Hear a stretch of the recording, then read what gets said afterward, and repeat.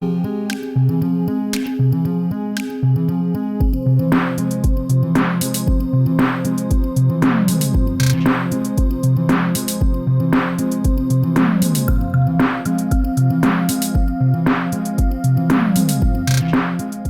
everyone, Adriaan Groenewald of ThinkLead. It's wonderful to be with you. Another one of our Top Leaders series panel discussions where we speak to leaders, at least 3 at a time, about the challenges they're facing during and in the future, potentially, of COVID-19. This is ThinkLead, a digital leadership ecosystem. And the whole purpose of ThinkLead is to help leaders think and lead at a whole new level. We know that things are unprecedented. We don't have to talk about those issues anymore, but how do we think differently? How do we think better? And how do we lead more effectively and authentically is the ultimate question. So what we do is we put leaders, or we invite leaders who are out there on the fringe, on the front line, leading their businesses, their people, their families, and we're asking their views and feelings and thoughts on this whole situation. So it's such a privilege for Brian and I, Brian Eagar, to do this. We just started, and we're very, very happy about the kind of content and thinking that's coming out of this. So Brian Eagar, consultant, executive coach, works with many top leaders. Brian, good to have you in this one as well. Thank you, Adriaan. Good to be here. Mark, Cheree, and Karl, good to have you guys with us. Real privilege. Yeah, it's a real privilege to have you. Let me introduce the leaders very quickly. Karl Westvig, CEO of Retail Capital SA, with his lovely background there, Cape Town, the stadium. And then we have Cheree Dyers, CEO of Prescient Investment Management. It's good to have you with us as well. And Mark Bielovich, CEO of Bluff Meat Supply, all the way from Durbs. So it's good to have you all with us. Thank you so much for joining us. Nice to be here. Thanks. Likewise, Adriaan. All right. Nice to be here. Let's go straight into it. Open, make ourselves vulnerable. Question is, how difficult has it been leading in this time? And how have you coped? I mean, you can say your business, but also personally. How have you coped? How has your business coped? Just the overall feeling of how difficult it has been for you. We're assuming it is difficult, of course, and we think it is for all of us to some degree. Who's going to start? Let's start at my top. We can start with Karl. Thanks, Adriaan. Yeah, it's. I guess if we look back 60 days, we were on an unbelievable growth path. Nothing could go wrong. We had all our bits and pieces in our business in working order, and great support from shareholders and funders and partners and all the rest. And we would have thought a week or two later it would be turned upside down. In our case, so we fund restaurants and retailers in South Africa. So when level 5 hit, we had 9 out of 10 businesses not trading. So only 1 out of 10 was trading. And the challenge is, as a lender, you're dependent on having cash to put out, and you depend on cash coming back to service that. And so we had to scramble like crazy to make sure we had liquidity, which fortunately we have. So the first issue is just, are you going to exist in 1 month, 2 months, 3 months' time, like every other business owner in South Africa? So that was massively challenging. And I think everything that you took for granted pre the lockdown, you had to revisit. And that's from your staff to your customers to your partners to your funders to your shareholders, who's backing, who isn't backing. So it was a crazy, crazy time. And then you get the other bizarre side, which is you're in lockdown and you're probably in the best mind space you could be, in that you've got friends and family around, you're rebuilding relationships, you have headspace to think. So actually it's like two opposites, dealing with a raging fire outside and having this perfect calm internally. So it's been a bizarre situation. And I guess, as someone said to me the other day, you don't just have daily roller coasters of emotions, you have it intraday. So you have times of the day where you think, yeah, this is great, we can manage, and other times of the day you're going, how are we going to get through this? So yeah, it's a challenging time, and I guess you've got to make sure you focus on yourself. You've got to make sure you're in good shape, else you can't lead. So unless you're feeling healthy and ready, how do you expect to be able to do a Zoom call with your leadership team and motivate them and rebuild a strategy and keep them tied in and all the rest? Yeah, Karl, thank you Thank you. That's nice. I mean, the suddenness of it is just mind-boggling, isn't it? Yeah. As you say, you're on top literally one day, and the next day you've just got to fight and scramble to keep your head above water and to make things work. Thank you for that. Let's go to Mark. Mark? Yeah, Adriaan, a slightly different position. If anything, we've been very lucky. Businesses, we're an essential food supplier, so we're in a very fortunate position. Stresses related to business, social distancing, completely different mindset. Crowded stores are a thing of the past now. But I always say to myself, at least we're doing business, we're selling stock, and the business is ticking over. So from that point of view, very lucky. But we've had checks from local health department and that sort of thing at store level. Luckily, we've come up to scratch there. We haven't had any problems there. So business-wise, we're in a very fortunate position. Personally, I'm coming to work every day, which I think is important. I'm not locked out at home. If I look at my wife, she's been out probably in 2 months. She's probably been out of the house twice. Okay, it's different now with exercising in the morning, but so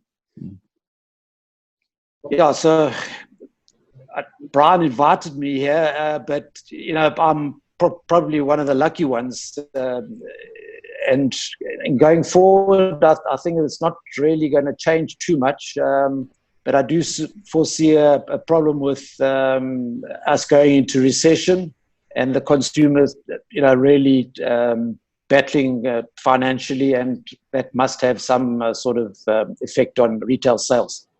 So that's our business is in a pretty good space, and I'm personally pretty happy with the way things are going. But unfortunately, it's not the same for everyone else. And as I heard in that the last get together that we had. Okay, Mark, thank you. Well, we've got to hear that perspective too, and of course the macro environment will, as you say, eventually come down on everyone. But but it's good to hear that perspective. I mean, it's not just all doom and gloom. But yeah, we look forward to hearing more from your side. And then Cheree, how difficult has it been for you? It's been an interesting time. We're in asset management, so we look after client savings. And as you know, the market's taken quite a hammering. But our business in itself is also an essential service. So from our side, we had to respond really quickly as well to lockdown, to sort of mobilize to be able to work from home. And that in itself was a challenge because it literally happened overnight. And then I think sort of communicating with clients and giving everyone peace of mind in a difficult time, it's been a double-edged sword, because on the one hand you're bearing bad news, but on the other hand you're communicating more frequently and having more meaningful conversations. So it's been a bit of a dichotomy.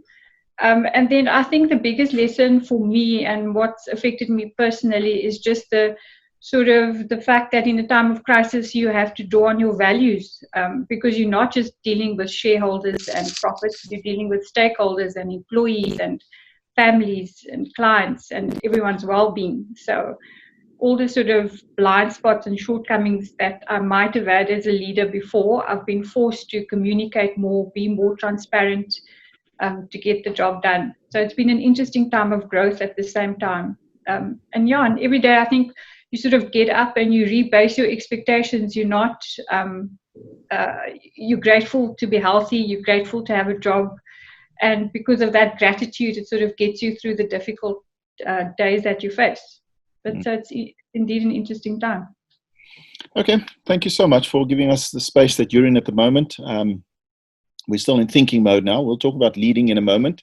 Now I know that it'll filter through. It always does. It's part of our lives. But just tell us a little bit more. If you go somewhat deeper, again, tell us what your latest thinking is regarding this entire experience. Now, again, you'll come from your angle. You don't have to share more than you really want to. But just if we go again with Karl, perhaps Karl, from your space, And you know how to. We're interested in your thinking about this entire experience. From it could be economic, it could be personal, it could be people, it could be values based. Up to you, and then we'll come down to Cheree and we'll go to Mark. Tell us your thinking. Yeah, it's I guess I said earlier, you revisit everything. So, there's been a massive shift in mindsets. So, just basic things like we never thought 60 days ago we could work virtually as an organization. And within 7 days, everyone had laptops and everyone was lined up and life carried on, and probably better than it was before. So just that shift, understanding that level of shift is possible and so quickly was fascinating. I think we've also gone back to every one of our processes in our business and sort of digitizing it, sort of re-envisioning what this thing will look like post-COVID. So certainly I think this COVID experience is going to accelerate an incredible amount of re-engineering of businesses. Business models that were broken before that weren't necessarily exposed are being exposed. So I think it's a fascinating time to be living. So at the natural level, I think you can have fewer cars on the road sitting in traffic, getting through. I think we have more headspace for ourselves. At a personal level, I think we're better off. I mean, I'm certainly becoming probably more selfish with my personal space and time, and I'm forcing cutoffs, and I'm starting later in the morning, finishing early in the evening, and yet doing more than I did before. So it's an interesting space to be in. But when I look at our business going forward, it won't look like it was 2 months ago. It's going to be much more work from home. It's going to be virtual. As Richard Mulholland the other day said, your office will become a clubhouse. It'll be a place where people go and socialize, not work. Says you've got work to do on your own, go sit at home and don't travel in rush hour. So I think there's some major mental shifts coming from that. And I think there's a major appreciation for what you've got around you in terms of, I think you're rebuilding relationships, rebuilding what you are. So I think it's a very positive space, and it's accelerating a lot of change very quickly. So would you, your business, us, all of us, ever have arrived at that space that you just defined without coronavirus? No. To be honest, no. Yeah, I mean, that's I think we knew where we wanted to be, and we're sort of working towards it. And it might have been a 1 year, 2 year, 3 year, 4 year journey, but I think that it's a probably compressed 5 years of strategy into 2 months. Yeah, it's crazy. I was speaking to a CEO the other day of a large insurance company. You'll all know them.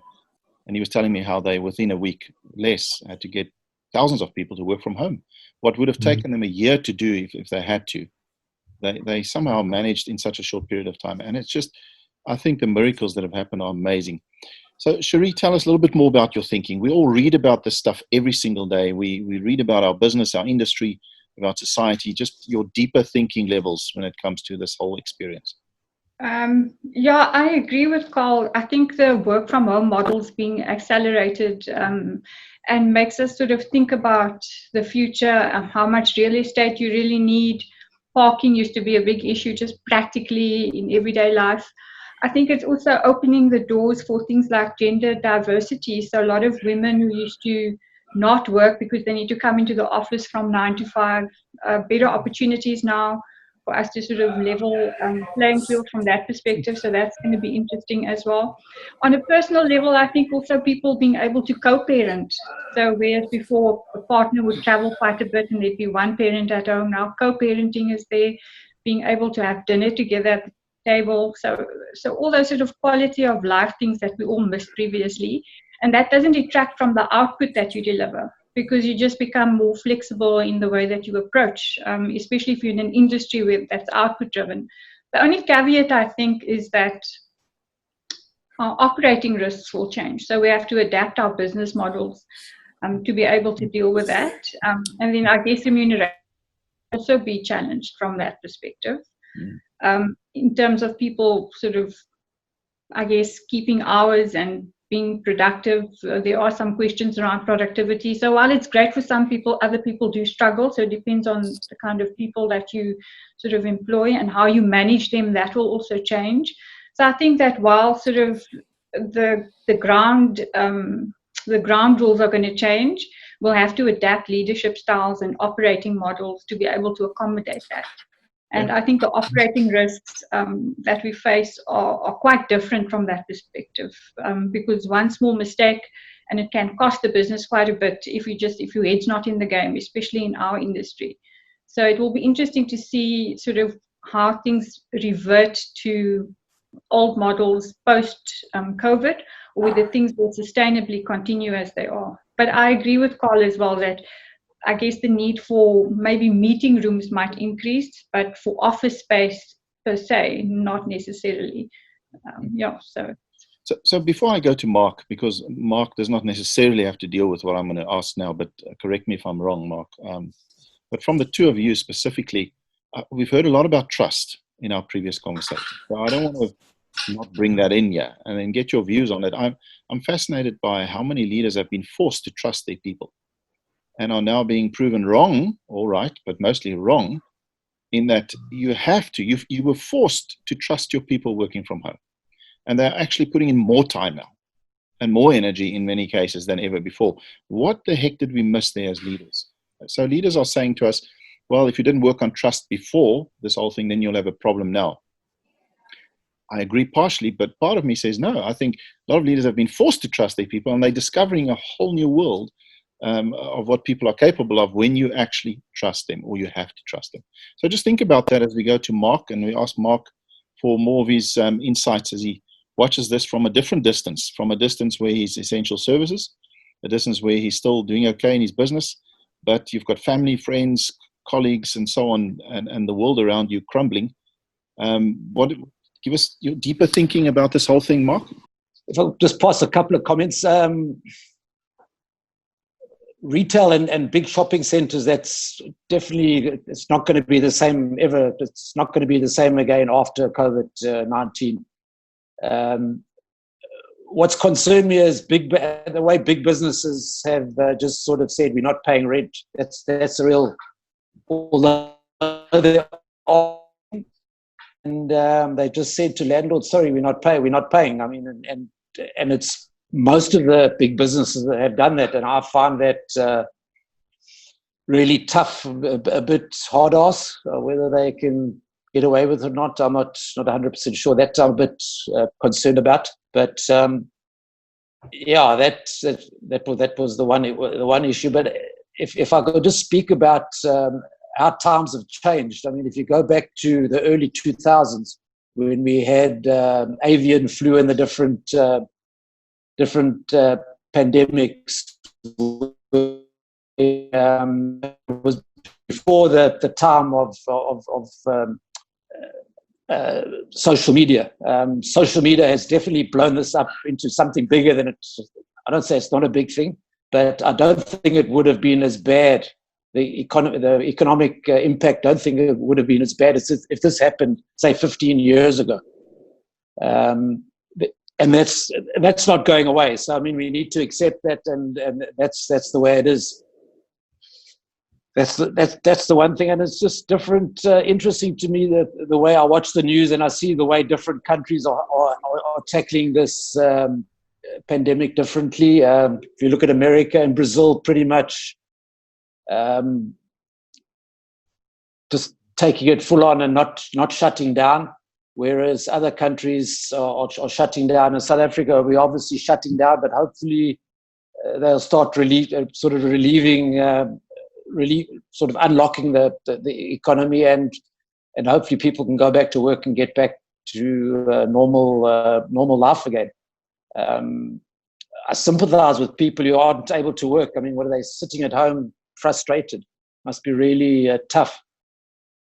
Luckily, we're one of the few lucky businesses, as I said before, that aren't in that position. So we thank our lucky stars there. Yeah, that's my big concern is that they've really made a really big thing about this, and I think it could have been downplayed a little bit more. That's my one comment that I can make. Okay, Mark, thank you. I mean, you highlight the strength and the weakness of social media and digital world.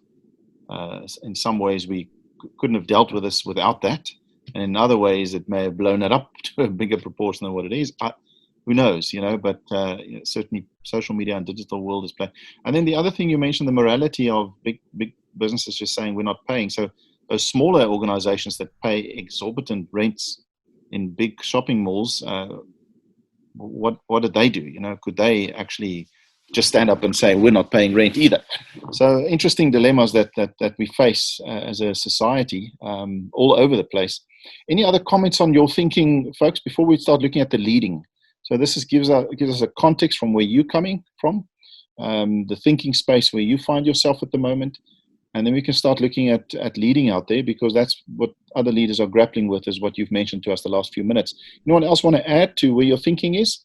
I'd like to talk about trust, if we tap back into that. I'm not so sure about leaders. When you say leaders being forced to trust, I'm not sure whether it goes back more to the fact that when we collaborate and we build relationships, and we talk about teamwork, traditionally it's a physical thing. Sort of everybody getting together, huddling every morning, every day, sort of meeting. And I think when you work from home, then that obviously needs to become more deliberate, and how you do that is different. So while there might be an element of trust, certainly in our business, it's more about how you do business and how you interact with each other than it is a trust issue. And also, I guess, just adapting your way of communicating with clients. So definitely brought the onset of digital communication. It's in our business, that's one of our big moves that we have to make, to communicate with clients digitally. So that's what makes this interesting. It's in terms of, it's not just sort of adapting your leadership style to the fact that everybody doesn't have to be in the office physically for you to collaborate. It's also just putting platforms in place to make sure that you remain effective in communicating with your clients and your stakeholders. Okay. Thank you so much. If I can add to that. So, yes. So from Cheree's earlier comment, she talks about being output driven. And I think a lot of large organizations have shifted to become process driven. They're more concerned about you arriving on time, not leaving too early, getting your work done, as opposed to the output. And I think what this shift has done is you can't police process anymore. You can only check output. And that shift, I think, has become accelerated as well in this process. So I think if you have an organization where there's a fairly strong culture and maybe a decent level of trust, it's been fairly seamless, actually. And we're probably having better communication with the whole team than we had prior to lockdown. So before, it tended to be infrequent, and you tended to decentralize everything to your managers to deal with their teams. This has become much more collaborative. So we now have a weekly town hall with every single person in the business is invited to join, and we get about 80% of our staff on every week to come and listen to whatever's going on. And up until this week, every single day we've had leadership, top 20 leaders on the call for half an hour every single day. I think we communicate better now than we ever did. But you are saying, because the trust levels before was probably at a high level, the transition was more seamless, and then you brought in the output focus rather than just, I don't know, the checking up or the fact that you can show someone logged into the office at 7 a.m. and left at 8 p.m. shows that they worked hard, but they didn't really. So it's a very interesting dynamic. I find it fascinating. Okay. So, Brian, I touched on the trust thing because it's come up quite a lot in the other conversations, and I asked their views just as we talk along about trust and whether a lot of leaders have perhaps not trusted their people enough. Now they're finding that they can trust them because they were forced to trust them, and they are working at a, from a distance. But we'll see how that comes more into the conversation. Let's go to leading. Folks. There's a lot of thinking up to this point, and that's very important. How do you think leaders will have to lead differently? Some of it have come into the conversation. How do we have to lead differently from here on forward? Later, we'll talk a little bit more detail. Can I just share something that as an observation? So first, apologies. Not sure what's happened to the network. It's been stable for 2 months, nearly 2 and a bit months, and all of a sudden now I'm on the Zoom, one that I'm proud to be on, and all of a sudden it just crashes. But a couple of observations. One of the things that a few of the leaders that I work with said to me at the beginning of lockdown and spoke specifically to this thing called trust. And it was interesting in that they said, how do I know if our people are going to be doing what they say they're going to be doing? And, Mark talks about trusting folk. Karl, you just said it's about understanding the output. And that was one of the interesting challenges that I said to those that I work with. You've just got to be able to trust. You've got to make sure that, because you can't go to the desks and you can't micromanage anymore, you've just got to be able to trust your folk. What's nice to hear is that it's exactly what's manifesting, is that we're now getting to that stage where we realize that maturity is there, and it is all about output. We don't have to micromanage anymore. But I think it's because what you both touched on, that is, if there's a strong culture in place, people buy into the purpose and there's clarity about what I have to do in support of the business.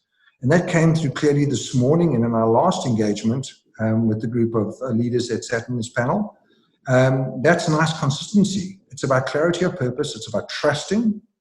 And if we trust, then we don't have to micromanage. And we will get the outputs. And that's what I've liked. That's what I've picked up so far on the bits and pieces that where I've been on the panel with you guys.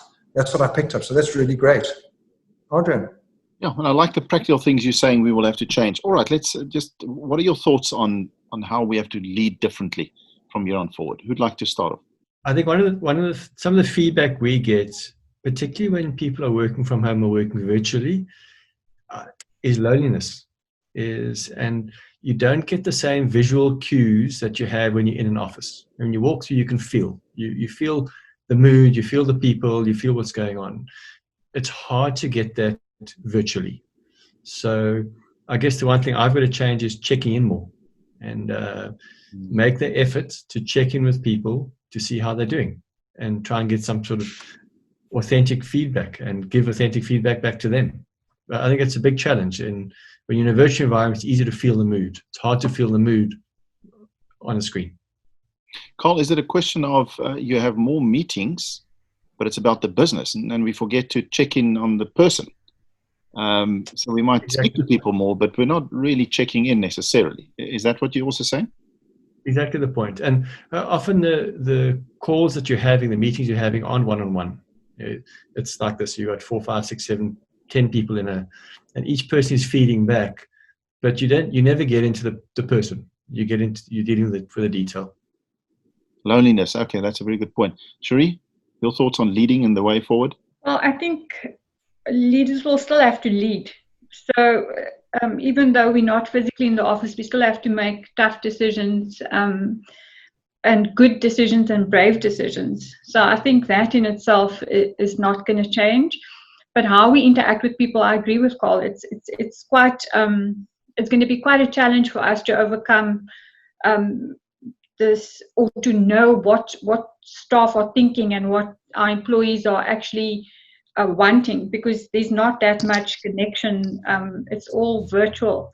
So I think to actually make an effort to do that, and I think coming into the office every now and again and social get-togethers eventually when lockdown eases, I think regular check-ins will be sort of part of this work from home new way of doing things. You just can't stop connecting with people. That's just how things are. Yeah, very, very interesting. How can you collaborate if you don't connect on the highest level anyway? Okay, just some more feelings. Mark, do you want to add anything? I can't really add a hell of a lot because I haven't really experienced that much, although we've had our actual board meeting this year that we had was a virtual.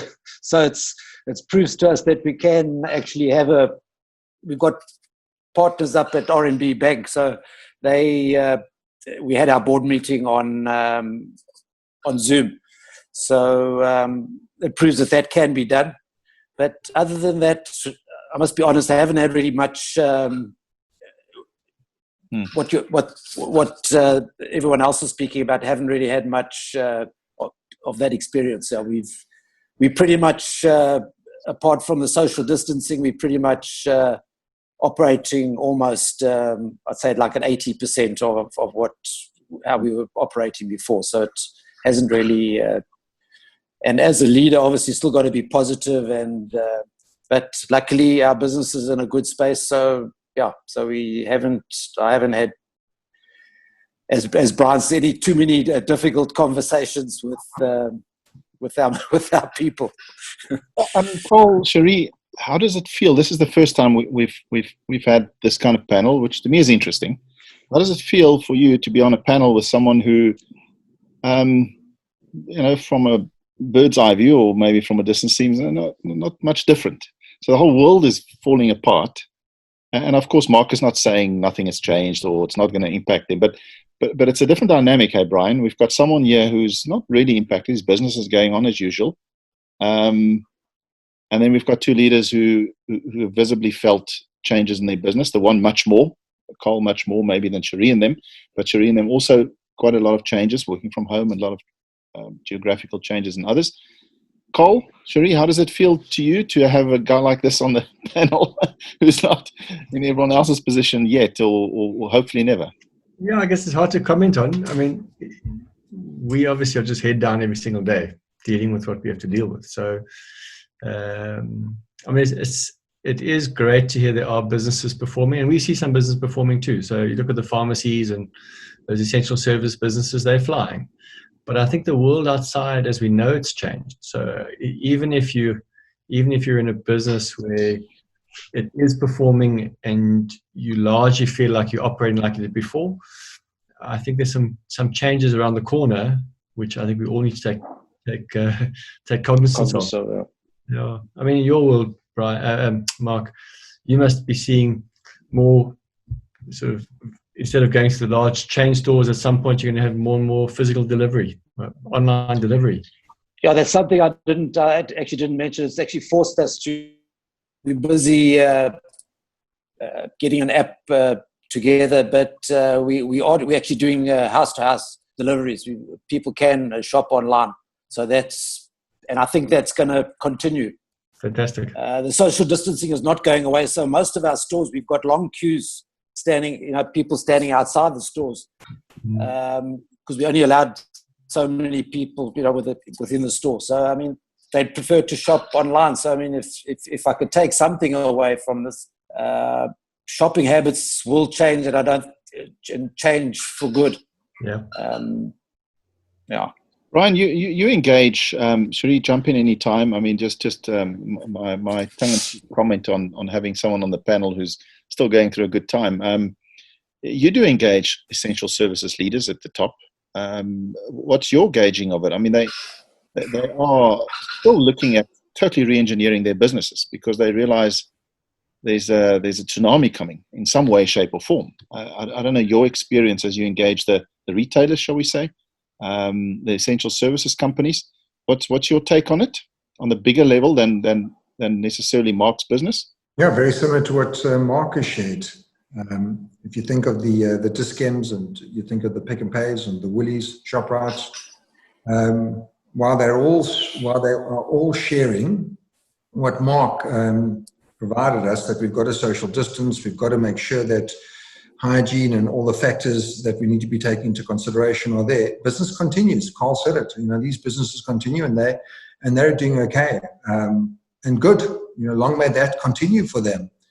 But we won a group session a couple of weeks back, and while Mark was sharing and Jen from Pick and Pay was sharing that their businesses are doing okay, a lot of the businesses out there that are not in essential services, as you're aware, guys, are seriously struggling at the moment. So while Mark's business continues to do well, and hopefully Cheree's business continues to do well, Karl's, mine and yours and Adriaan's, it's a little bit better. We can pick up as quickly as possible. A lot of those essential services businesses just continue as normal. And as I said, long may they continue. Cheree, any comments? on leading? Well, it's great to see businesses still operating. One always has to balance the safety of staff coming into work. So I think I have a deep appreciation for that, because people have to get to work via public transport and expose themselves every day to sort of support the essential services industry. And it's, what happens if someone gets sick, and you need to have people working shifts to keep teams healthy. So I have deep appreciation for that sort of challenge as well. But it is great to see businesses continue to fly during a difficult time. Okay, when we get to the end, so let this work on the side of your mind, if you, folks. Before I give you a curveball question, at the end, I'm going to ask you, in the next 6 to 9 months, what's your advice to leaders out there? I'm going to ask you to just say, what would you say if you had 100, 200, 1,000, whatever? Could be politicians, corporate leaders, doesn't matter, listening to this conversation, what would you say to them? So that's going to be my last question to you. But here's a question for you. What are we missing? What do you think as leaders, we as a society, and maybe as leaders, are missing during this entire experience? Is there anything that has come up in your mind? Maybe I'll kick off, Adriaan. So I think I certainly think as leaders pre-COVID, I don't think we took necessarily the environment seriously enough. I don't think we took our relationship with our staff seriously enough. I don't think we took our relationship with our other stakeholders seriously enough. I think we all were so focused on delivering the day-to-day output. And I think what this has forced us to relook at is we're all interconnected. So, and I think there's also some balance of power shifts happening. We speak of here, Mark spoke about landlords. In the past, the landlords dictated the terms except maybe for the large retail chains. Maybe that's why they're pushing back. But certainly the smaller tenants didn't have any power against the landlord. Landlord set the terms. Now landlords are understanding that if every single one of their tenants folded, they wouldn't have a center and they wouldn't have any revenue coming in. So everybody's learning to share to some extent. And one of the leaders I spoke to a while back was saying everyone needs to feel a little bit of pain. And if we all understand that, we all understand how interconnected we all are, I think we'd have a better appreciation of how we deal with people around us. And Karl, maybe we thought we appreciated those things enough. Don't you think? We thought we did. But there's nothing like a change in perspective until we realize, no, maybe not enough. Exactly. Yeah. When you pick up the phone to the landlord and say, I need some help, and they say, I hear you, I see what's happening, let's work something out, you have a different relationship after that. Okay, nice comments. Anyone else? What are we missing? Anything that you think we're missing? I was just a comment on what Karl said there. I was referring more to the bigger chains, their sort of attitude towards the landlords, certainly not the small. I feel for you. We've been on that end of the stick when you're the small guy dealing with the landlord. Your restaurants obviously speaking to the big, probably a lot of restaurants are in centers, so they dictated to, unfortunately, by the landlord. And you rightly say, Karl, I think the playing fields will be leveled a little bit, and I'm happy about that. But it's just just sometimes I think really big business. I'm talking about the big chains. They like to dictate, and anyway, that's just a personal feeling. But I hear what you're saying about the small guy. I'm happy about that. Well, it's a realization by the big retailers or whatever, the big property owners, that things can happen out there that can suddenly put everyone in the same position. Cheree? This COVID gives new meaning to be ready for the unexpected. And I think it's a good opportunity for all business leaders to challenge their internal business models and their pricing models in particular. Because as Karl said, there's a bit of rebasing and normalization around all of us. So there are some good opportunities as well in a crisis to challenge your business model, to see how you can gain market share, how you do things differently, how you get ahead of the curve.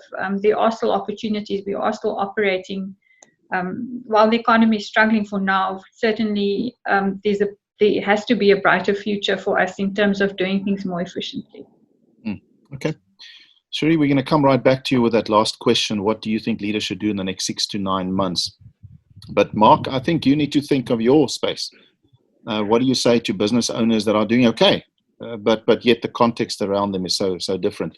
So therefore, almost any leadership advice that you would give, but maybe think of your situation and think of other businesses in your situation, what advice you would give. And then maybe we kick off with Karl. Karl, your advice, and then I'll come to Cheree, and then we'll come to Mark last because the question is slightly different for him. Yeah, so I guess, so I was on a webinar a couple of weeks back, and or a panel, and I guess the thing that stuck with me was the guys were saying, how do you move from survive to thrive?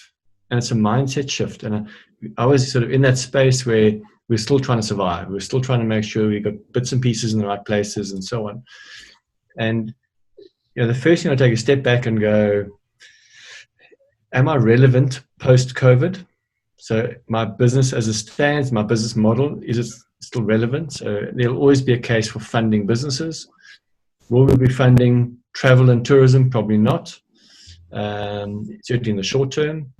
Will we be funding other types of businesses? Certainly, but it'll be shifting to online e-commerce. So you almost need to reimagine where you fit into the whole ecosystem as a business model.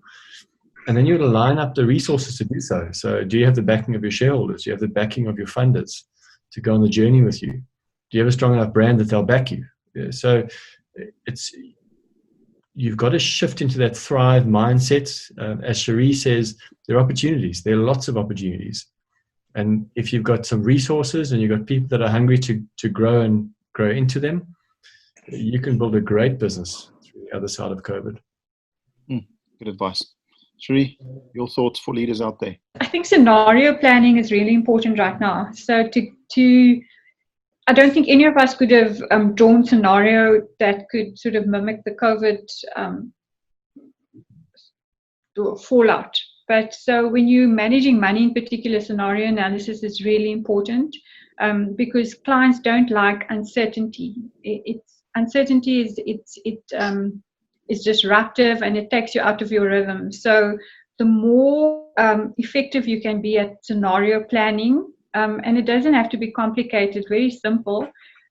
It gives you something to hold on to because that's what we all want. We want some level of certainty. And if you do some stressing in your business, it does give you a good sense of where you could end up. And in doing those scenarios, you should then also sort of plan your strategic big moves.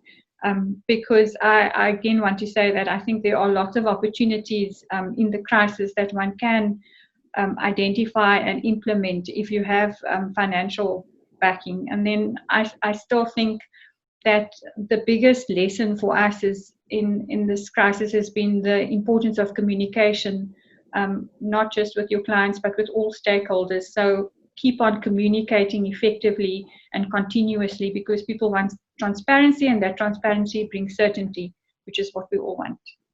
Okay, we had someone else also, I think the service CEO, saying scenario planning. He pushed it quite hard. So that does surface. Very interesting. And Brian will wrap up for us now, his thoughts at the end. Mark, what would you say to leaders for the next 6 to? I think business leaders need to do what it takes for the business to survive. I mean, whether it's downsizing or just do everything within their power to survive. And if this has taught me one lesson, this is, as Cheree said, to be agile. Business needs to be agile, not top heavy, and to keep something in reserve. Obviously, I think people will become more sort of conservative in their outlook. We could possibly not pay a dividend now in August, first time ever, and just to be a bit more conservative and not be as gung ho as we were before. This has been quite a leveling. If that's what I could say would be to do what it takes to survive and to be agile. Thank you, Mark. I think one of the nice, comforting things is you can bump into anyone in the street in any meeting, and they're all affected by this. We all have one thing in common, at least, in this world today. Brian, just wrap up a few thoughts for us before we end the conversation. Yeah, thank you. I mean, the intention, Cheree and Karl and Mark, is to provide those the opportunity that don't get the time to sit on a platform like this, to sit and talk to people that are not in the immediate environment. And I'm talking specifically to leaders like yourselves, of your ilk. So if you think about that, this is altruistic. This is an opportunity for others to listen to you and to hear your thoughts. And what was nicest for me, and unfortunate, as I said, I had to leave a couple of times because of technology, but what was nice for me is the following. Dynamic, lots of changes happening at the moment. And then all of you spoke about, it's about trust and how you trust your folk and make sure that it's not about micromanaging, but it's output-based. So, what is it that you're going to deliver? Just deliver on it. You said it hangs off a strong culture. And that strong culture that you've got into place, that you need to drive as the leaders, is because you've got good purpose and you've got good clarity. You also spoke about the certainty that the clarity provides. So if you're going to talk to your people, make sure you communicate as much as possible, show the compassion, show the compare, because people need to know, even if it's going to be difficult and it's going to be a difficult message, they need to know that where they stand and the impact that this is going to have on them and on their roles within the business. So, if I think about you guys as leaders, and I think about myself as a leader listening to this, when this gets provided out onto the various platforms, some really strong messages. And that was the intent behind this. How do we help others through the messages we're able to provide? So, Mark and Cheree and Karl, fantastic. Thank you very much for those messages. I appreciate it. Adriaan? Yeah, Karl Westvig, CEO of Retail Capital SA. Cheree Dyers, CEO of Prescient Investment Management, and Mark Bielovich, CEO of Bluff Meat Supply, from all over the country, different places. Thank you for, making yourselves available, sharing your thoughts and feelings, and doing it just because of relationships and because we all realize we can help someone somewhere in doing these sort of things. We really appreciate your time. Thank you so much. Well, folks, that's our top leader panel conversation. Another fantastic one on ThinkLead, helping leaders think and lead on a whole new level, a leadership ecosystem we need so desperately in our world. Thank you for listening, and thank you for joining us. We look forward to sharing another panel discussion with you soon. Cheers, bye.